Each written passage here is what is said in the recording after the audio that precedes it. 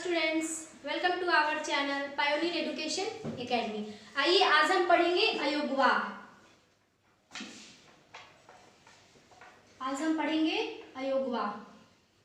तो अयोगवा न तो स्वर होते हैं और न ही व्यंजन होते हैं, बल्कि इनका प्रयोग हमेशा स्वर और व्यंजन के साथ में किया जाता है।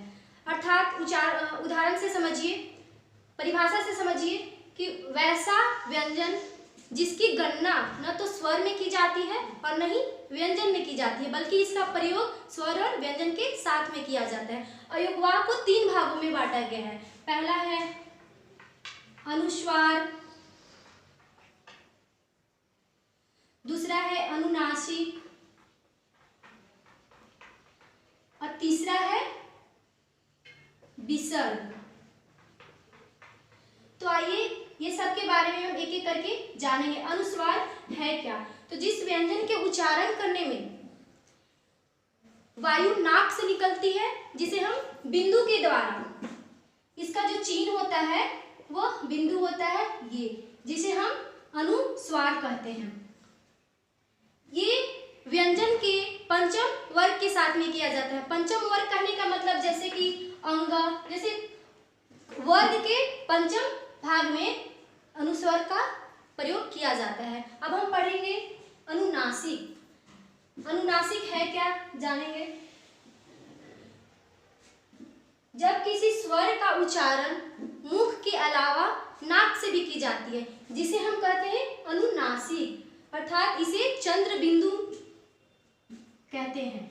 इसका जो चिन्ह होता है चंद्र बिंदु होता है। इसका उच्चारण मुख के अलावा नाक से भी होता है, इसीलिए इसका नाम अनुनासिक भी रखा गया है। मुख और नाक दोनों से होती है। जैसे कि देखिए उदाहरण से यहाँ पे आंख, आंख, चांद, माँ, ये हमारे अनुनासिक है। ये चंद्र बिंदु है, इसको हमेशा चंद्र बिंदु से सूचित करते हैं। अब हम पढ़ेंगे विसर्ग। विसर्ग है क्या? तो विसर्ग का प्रयोग हम ज्यादा हिंदी में नहीं करते हैं, बल्कि ये संस्कृत से आए शब्द हिंदी में किया जाता है, जिसका उच्चारण ह होता है, आधा ह। जानेंगे कौन कौन? जैसे इसमें आते हैं प्रातः। प्रातः बहुत हिंदी में इसका प्रयोग बहुत कम किया जाता है। संस्कृत से आए हिंदी शब्द में हम विसर्ग का प्रयोग करते हैं, जिसका अंतिम जब हम बोलेंगे प्रातः, इसका उच्चारण लास्ट में क्या हो रहा है? ह हो रहा है। प्रातः। जैसे कि दुख, दुख, दुख हो गया, पुनः। तो ये हमारे हैं विसर्ग। तो हम लोग ने जाना कि अयोगवा के कितने भेद हैं, अनुस्वार, अनुनासिक और विसर्ग, ये सब के बारे में जाने। अब हम पढ़ेंगे वर्णमाला, जो आपके बुक के अनुसार इसको पहले पढ़ना था, लेकिन मैं आप लोग को समझाने के चलते कि आप लोग को समझने में थोड़ी आसानी होगी, इसलिए मैं इस टॉपिक को सबसे लास्ट में रखी थी। वर्णमाला।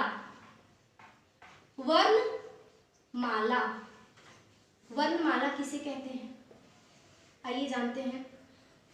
वर्णों के समूह को वर्णमाला कहा जाता है। ये जो वर्णमाला है ये वर्णों के समूह से बना है। जैसे कि एग्जाम्पल आप माला ले लीजिए, मैं यहाँ पे आप लोग को समझाऊंगी माला को लेकर। माला कैसे बनता है? छोटे छोटे मोती, बहुत से मोती मिलकर बनते हैं माला, उन्हें माला का निर्माण करते हैं। उसी प्रकार से हमारा है वर्णमाला। ये जो माला है यहाँ वर्ण को मिलकर बना है, वर्ण, बहुत से वर्ण इसमें मिले हुए हैं। जैसे हम लोगों ने पीछे पढ़ा था स्वर वर्ण, व्यंजन वर्ण, अभी अयोगवा पढ़े, तो वो सबको मिलाकर वर्णमाला बनता है। अर्थात वर्णों के समूह को वर्णमाला कहते हैं। वर्णमाला की संख्या 52 होती है, 52। वर्णमाला की संख्या कितनी होती है? 52। कौन कौन? आइए देखते हैं। जैसे हम लोगों ने पढ़ा था स्वर, तो इसमें स्वर में अ तक नहीं बल्कि अंग और अ ये मिलाकर हो गए 13। अब व्यंजन, व्यंजन में हम लोगों ने कितना पढ़ा था? व्यंजन 33, जिसमें हम लोगों ने 2 विकसित ध्वनियां पढ़ी थी, उसको भी हम लोग इसी में ऐड करेंगे। विकसित ध्वनियां कितने होते हैं? 2 होते हैं, 2 और व्यंजन कितने होते हैं? 33। तो ये मिलकर बने हैं यहाँ पे 35। अब हम लोगों ने क्या पढ़ा था? 4 पढ़े थे संयुक्त व्यंजन। संयुक्त व्यंजन कितने होते हैं?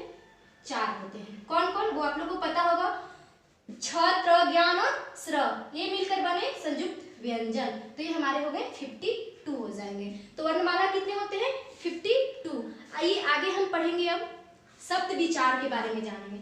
जैसे कि व्याकरण को या भाषा को 3 भागों में बांटा गया है। पहला क्या था हमारा? वर्ण विचार, दूसरा था शब्द विचार और तीसरा था वाक्य विचार। तो वर्ण विचार के बारे में हम लोगों ने पढ़ लिया। आज हम पढ़ेंगे शब्द विचार। शब्द विचार, शब्द विचार का परिभाषा आप लोगों को पता होगा, क्योंकि मैं पिछले क्लास में बताई थी कि शब्द किसे कहते हैं। तो वर्णों के क्रमबद्ध तरीके को शब्द कहते हैं जिसका कोई अर्थ निकले। जैसे कि यहाँ पे देखेंगे, मैं लिख रही हूँ रवि, तो वर्णों के मेल से बना है। कौन कौन वर्ण इसमें मिले हुए हैं? र प्लस अ, क्योंकि बिना स्वर के व्यंजन हमारा अधूरा होता है। इसका मतलब होता है हलन, जो मैं आप लोग को बता चुकी हूँ। अब देखिए, व प्लस ई, तो ये मिलकर हमारा क्या बना? एक शब्द बना। वर्णों से मिलकर एक शब्द बना, सार्थक शब्द बना। तो शब्द को भी 3 भागों में बांटा गया है। शब्द के भी कई भाग होते हैं। कौन कौन? किस किस भागों में बांटा गया? अर्थ के आधार पे।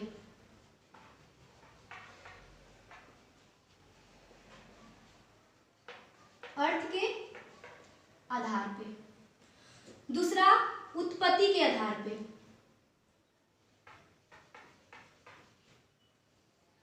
उत्पत्ति के आधार पर। तीसरा, रचना के आधार पे।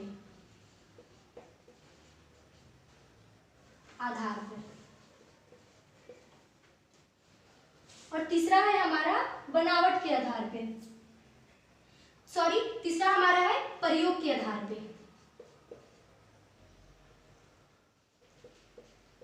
प्रयोग के आधार पर। तो शब्द को भी कई भागों में बांटा गया है, 4 भागों में। उत्पत्ति या जन्म, इसका अर्थ यहाँ पे जन्म, उत्पत्ति होगा या जन्म होगा। ये रचना अर्थात बनावट। तो इसमें भी अब सबसे पहले पढ़ेंगे हम अर्थ के आधार पे। शब्द को कितने भागों में बांटा गया है? 4 भागों में, जिसका हम लोग सबसे पहले पढ़ेंगे अर्थ के आधार पे। अब देखेंगे कि अर्थ को भी 2 भागों में बांटा गया। कौन कौन? आइए यहाँ देखते हैं। अर्थ को भी 2 भागों में बांटा गया है। कौन कौन अर्थ? यहाँ देखिए, पहला हमारा है सार्थक और दूसरा है निरर्थक।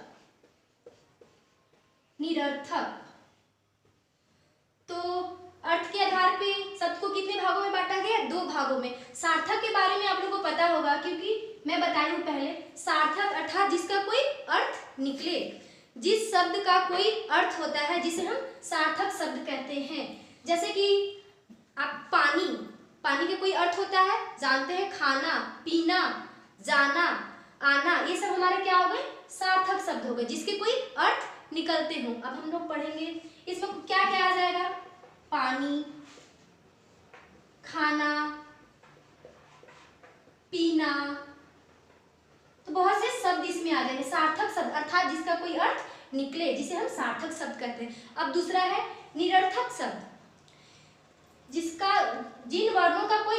जिन वर्णों से जो शब्द बनता है उनका कोई अर्थ नहीं निकलता है, जिन्हें हम निरर्थक शब्द कहते हैं। बोलचाल की भाषा में इसका प्रयोग करते हैं और ये सदैव सार्थक शब्द के साथ चिपके रहते हैं, अर्थात जुड़े रहते हैं। आइए उदाहरण से आप समझेंगे। जैसे कि पानी वानी, जैसे कि हम लोग बोलचाल की भाषा में कहते हैं पानी वानी पिलाओ, तो यहाँ पे पानी और वानी।